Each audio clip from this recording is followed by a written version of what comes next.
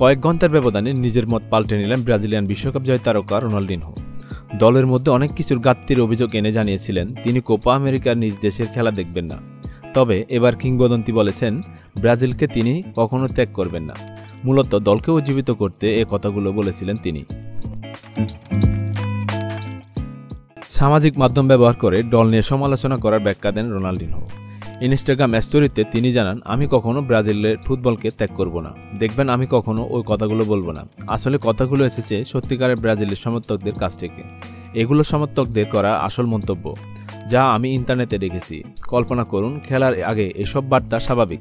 সমর্থকদের সমর্থন একজন খেলোয়াড়দের মধ্যে অনেক পার্থক্য করে দেয়। আমি জানি আমি কি বলছি।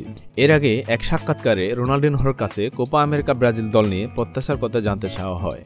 সেখানে তিনি দলের মধ্যে অনেক কিছু ঘাটতির অভিযোগ আনেন, এমনকি খেলা দেখবেন না বলেও জানান। রোনাল্ডিনহো বলেছিলেন, কোনো কিছুই ঠিকঠাক হচ্ছে না। দলের সাহস ও নিবেদনের ঘাটতি আছে। দলটিতে অবশ্য সবকিছুরই অভাব আছে। সবকিছুই অনুপস্থিত। আকাঙ্ক্ষা, আনন্দ কিছুই নেই। তাদের ভালো ফুটবল খেলা উচিত। আমি কোনো ম্যাচ দেখব না। ব্রাজিলকে ত্যাগ করতে যাচ্ছি। তার এই বক্তব্যের পর বিস্ফোরক তথ্য নিয়ে হাজির হন ব্রাজিলের বর্তমান দলের উইঙ্গার রাফিনহা। তিনি জানান, ম্যাচ দেখার জন্য ভিনিসিয়াস জুনিয়রের কাছে ম্যাচের টিকিট চেয়েছিলেন রোনাল্ডিনহো।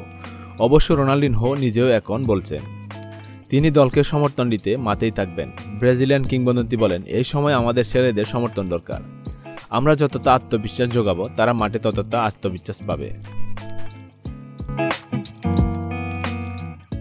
কোপা আমেরিকা মাঠে গড়াতে আর মাত্র 2-1 দিন বাকি। 21 জুন টুর্নামেন্ট শুরু হলেও ডি গ্রুপে থাকা ব্রাজিলের প্রথম ম্যাচ 25 জুন কোস্টারিকার বিপক্ষে।